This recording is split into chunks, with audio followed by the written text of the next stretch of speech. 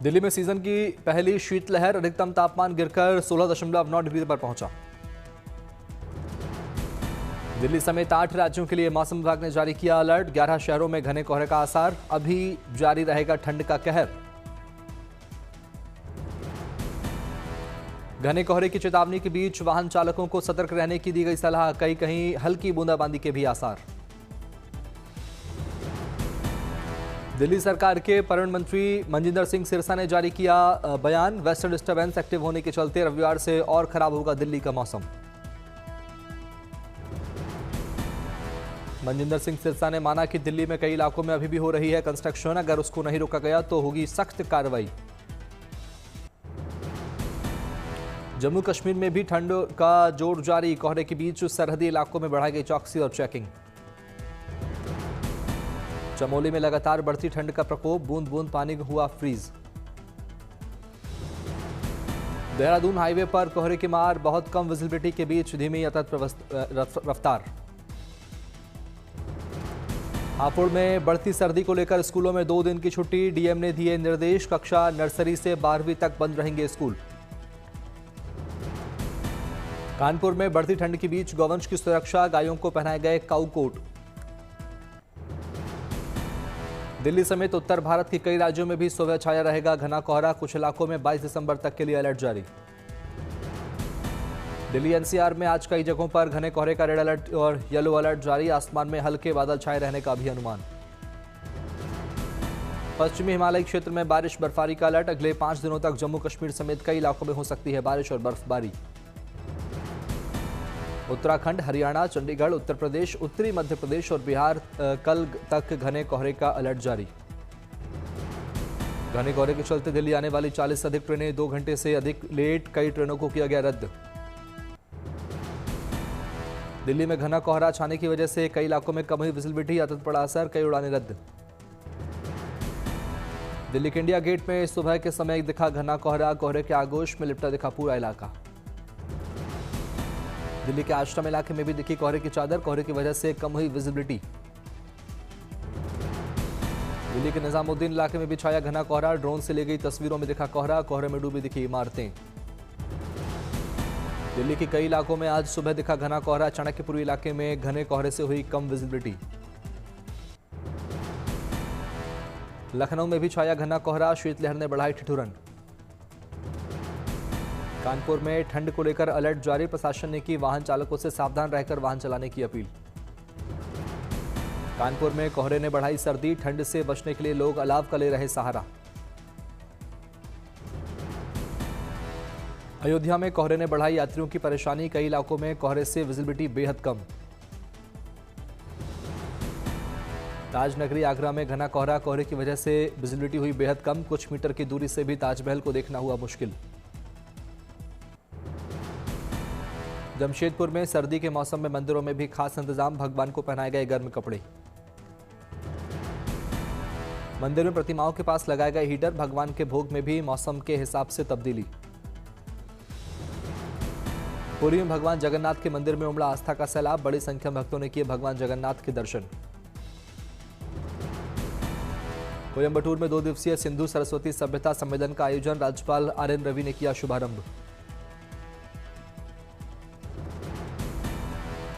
अलवर के सरिस्का में 300 कैमरों के बीच शुरू हुई 102 बीटों पर वन्यजीव की गणना, टाइगर के साथ पहली बार पैंथरों की भी होगी गणना। गोवा के पणजी में सेरेंडिपिटी आर्ट्स फेस्टिवल का आयोजन, केंद्रीय मंत्री गजेंद्र सिंह शेखावत हुए शामिल। दक्षिण एशिया का सबसे बड़ा कला उत्सव माना जाता है सेरेंडिपिटी आर्ट्स फेस्टिवल, दृश्य कला, संगीत, साहित्य, पाक कला और शिल्प जैसे कला के रूपों का होता है प्रदर्शन। इस साल इस आर्ट फेस्टिवल का 10वां संस्करण किया गया आयोजित, इस फेस्ट में एंट्री फ्री। 21 दिसंबर तक चलेगा यह आर्ट फेस्टिवल, अलग अलग दक्षिण एशियाई कलाओं को मंच प्रदान करता है यह फेस्ट। नोएडा स्टेडियम में आयोजित उत्तराखंड महाकौथिक मेला में पहुंचे राज्य के सीएम पुष्कर सिंह धामी, 25 दिसंबर तक चलेगा मेला। क्रिसमस और न्यू ईयर से पहले सैलानियों से गुलजार हुआ शिमला, शहर की मशहूर चर्च में फेस्टिव प्रेयर्स शुरू। दिल्ली के प्रदूषण से बचने के लिए भी पहाड़ों का रुख कर रहे हैं लोग। पहाड़ों पर भारी संख्या में सैलानियों की भीड़। हिल स्टेशनों पर पर्यटकों के पहुंचने से टूरिज्म बिजनेस में भी उछाल। सभी होटल्स में बुकिंग लगभग फुल। स्थानीय दुकानदार भी खुश। मैदानों की शुष्क ठंड से बचने के लिए मनाली पहुंचे लोग। सीजन की बर्फबारी का बेसब्री से इंतजार। कुल्लू में भी लगातार सैलानियों का आना जारी। बर्फ के बीच नए साल का स्वागत करने का जोश हाई। लद्दाख में लोसार फेस्टिवल की रौनक। तिब्बती कैलेंडर के अनुसार नए साल के स्वागत में मनाया जाता है यह जश्न। इस फेस्ट में मठों में प्रार्थनाएं, पारंपरिक नृत्य, मशाल जुलूस और घरों का सजाना जैसे कार्यक्रम शामिल होते हैं। 15 दिनों तक चलता है यह आयोजन। दिल्ली सरकार कर सकती है सभी ट्रैफिक चालान माफ। एमनेस्टी स्कीम के तहत सभी ट्रैफिक चालान माफ करने की तैयारी में दिल्ली सरकार। दिल्ली पुलिस और एनफोर्समेंट डिपार्टमेंट द्वारा काटे गए सभी चालानों का माफ करने की उम्मीद। एलजी के पास मंजूरी के लिए गई फाइल। हनुमानगढ़ के टिब्बी में किसानों को मिली जीत। नहीं लगेगा एथेनॉल प्लांट, कंपनी का बड़ा फैसला। पुणे बुक फेयर में विदेश मंत्री एस जयशंकर हुए शामिल। बोले, जो कुछ भी मेरे देश के काम आएगा वही मेरी पसंद। शिरडी पहुंचे एक्टर सोनू सूद। साईं के लिए दर्शन किया, लिया आशीर्वाद। सोनू सूद के साथ उनकी पत्नी सोनाली भी रही मौजूद। दोनों ने साईं बाबा मंदिर में मध्याह्न आरती में लगाई हाजिरी। नक्सल प्रभावित गढ़चिरौली में दिख रही सुशासन की नई किरण। इलाके में सुरक्षा व्यवस्था चाक चौबंद बनाने के लिए पुलिस मदद केंद्र की स्थापना। गढ़चिरौली पुलिस और कमांडो की मदद से 24 घंटों में तुमरकोठी गांव में बनाया गया एक पुलिस स्टेशन। मार्च 2026 तक गढ़चिरौली नक्सल मुक्त बनाने की कवायद। बिहार के सिवान का लखवा गांव बना कचरा खरीदने वाला देश का पहला गांव। मोबाइल ऐप से घर घर खरीदा जा रहा कचरा। लोहिया स्वच्छ बिहार अभियान के तहत शुरू की गई है पहल। गांव के लोग बढ़ चढ़कर बेच रहे कचरा।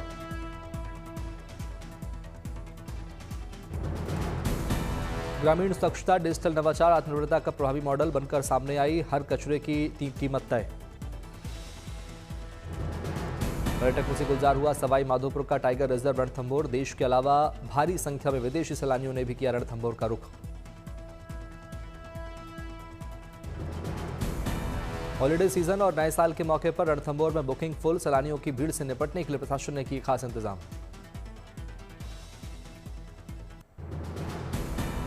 यूपी के झांसी में लकड़बग्घे का रेस्क्यू। बाड़ाबंदी के कटीले तारों में बुरी तरह फंस गया था हाइना। वन विभाग की टीम ने पकड़कर जंगल में छोड़ा। हिमाचल प्रदेश के जिला बिलासपुर में बीटल नस्ल के बकरे ने बनाया रिकॉर्ड। 95,000 रुपए में बिका खास बकरा।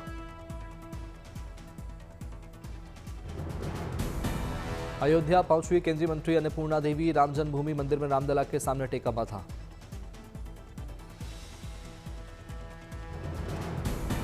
गया में आस्था के आगे ठंड बेअसर। कड़ाके की सर्दी में तीर्थयात्री फल्गु नदी के तट पर अपने पितरों की मोक्ष की कामना को लेकर कर रहे पिंडदान। मान्यता है कि गया में फल्गु नदी में पिंडदान करने से मृत पितरों को मोक्ष की प्राप्ति होती है। परिवार में बढ़ती है सुख समृद्धि।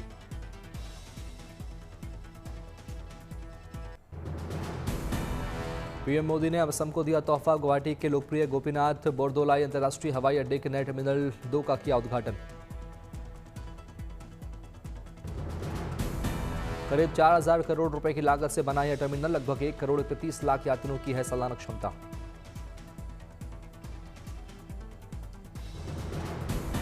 इस दौरान पीएम मोदी ने नए टर्मिनल का किया निरीक्षण। असम के मुख्यमंत्री हिमंता बिस्वा शर्मा, विमानन मंत्री राममोहन नायडू समेत कई वरिष्ठ नेता रहे मौजूद। असम की प्राकृतिक सुंदरता, जैव विविधता और सांस्कृतिक विरासत से प्रेरित है टर्मिनल का डिजाइन। करीब 1,40,000 वर्ग मीटर क्षेत्र में बना है नया टर्मिनल। दक्षिण पूर्व एशिया के लिए प्रवेश द्वार के रूप में भी काम करेगा यह टर्मिनल। इससे पर्यटन, व्यापार और क्षेत्र के विकास को मिलेगा बड़ा बढ़ावा।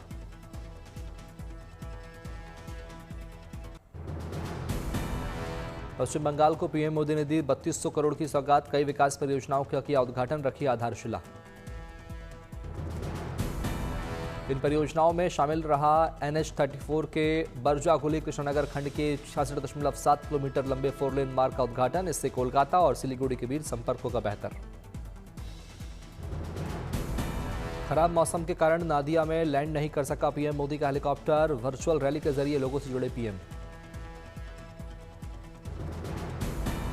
प्रधानमंत्री की अनुपस्थिति में बंगाल के राज्यपाल सीवीआर बोस ने कार्यक्रम स्थल से केंद्र सरकार की परियोजनाओं का किया उद्घाटन। वर्चुअल रैली के दौरान प्रधानमंत्री का बयान, कहा बंगाल की जनता के प्रति पूरी तरह समर्पित है उनकी सरकार।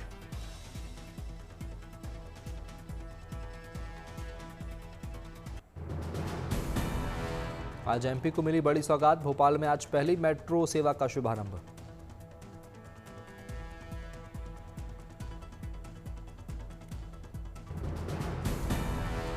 भोपाल में पहले चरण में 7 किलोमीटर लंबे कॉरिडोर का हुआ मेट्रो ट्रेन सेवा का शुभारंभ। 8 स्टेशनों से मेट्रो ट्रेन की सवारी कर सकेंगे लोग। भोपाल में एम्स से सुभाष नगर तक चलेगी मेट्रो ट्रेन। शुरुआत के कुछ दिन में मेट्रो में मुफ्त सफर का मिलेगा तोहफा।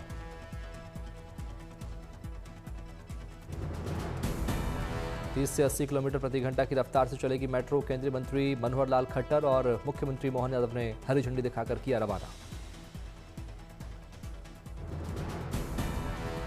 मेट्रो का संचालन सुबह 9 बजे से शाम 7 बजे तक रहेगा। इस दौरान कुल 17 फेरे होंगे, जिसमें सुभाष नगर से एम्स की ओर 9 और वापसी में 8 फेरे शामिल हैं।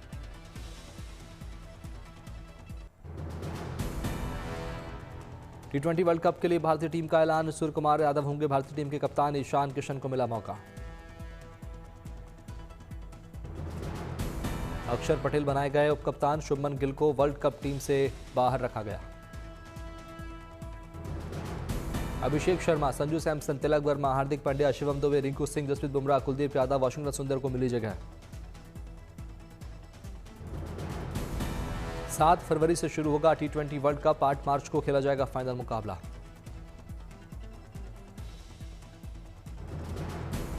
T20 वर्ल्ड कप टूर्नामेंट में कुल 20 टीमें लेंगी हिस्सा। 30 दिन में खेले जाएंगे कुल 55 मैच।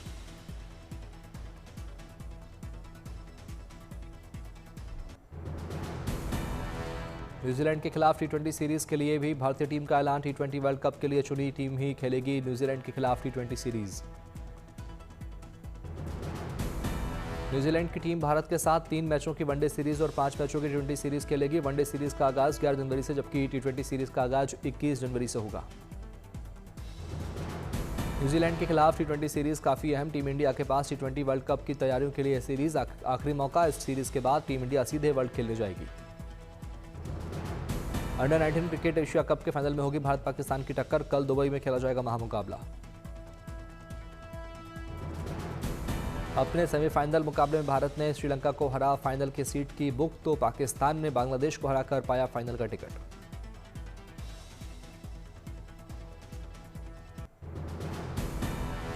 फिल्म धुरंधर ने बॉक्स ऑफिस पर मचाया धमाल। दुनिया भर में की 700 करोड़ से ज्यादा की कमाई।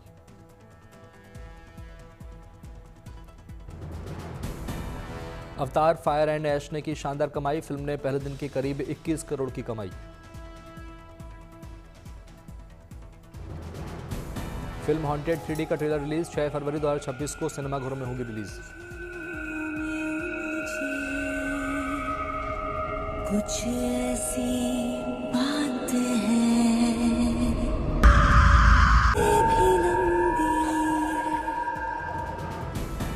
फिल्म 21 का final trailer release. War drama में दिखी धर्मेंद्र की झलक।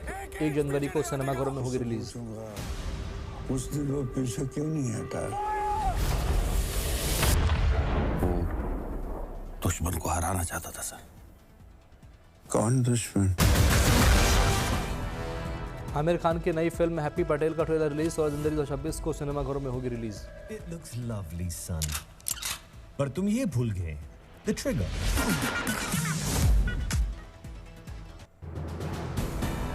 यूरोप में स्लोवेनिया की पोस्टोंजा गुफा में क्रिसमस उत्सव की रौनक। प्रभु यीशु के जन्म से जुड़ी कहानी के भव्य मंचन की तैयारी।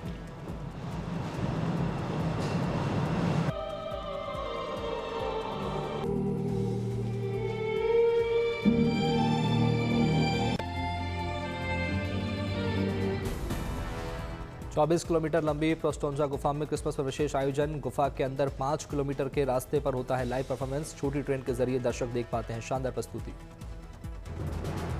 35 साल से हर साल होता है प्रभु यीशु से जुड़ी कहानी का प्रदर्शन। लाइट एंड साउंड इफेक्ट्स का भी होता है शानदार नजारा। दुनिया भर में मशहूर है पोस्टोंजा गुफाओं में होने वाला ये अनोखा प्रदर्शन। 100 से ज्यादा कलाकार होते हैं शामिल। यूरोप की सबसे बड़ी और सबसे खूबसूरत गुफाओं में शुमार है पोस्टोंजा गुफा। हर साल आते हैं करीब 10 लाख पर्यटक।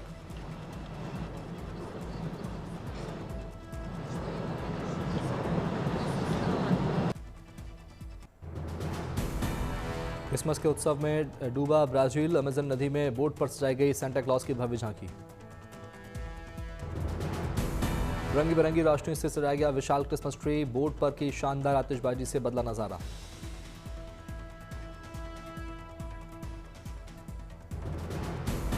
अमेजन तट के दूर दराज के इलाकों में क्रिसमस का जश्न मनाने की पहल। मनो सिटी हॉल में किया आयोजन।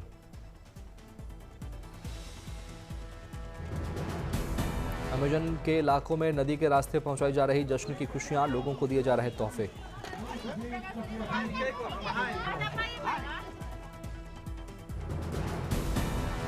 क्रिसमस के जश्न में शामिल होने के लिए परिवार के साथ पहुंचे लोग। शानदार आयोजन पर जताई खुशी।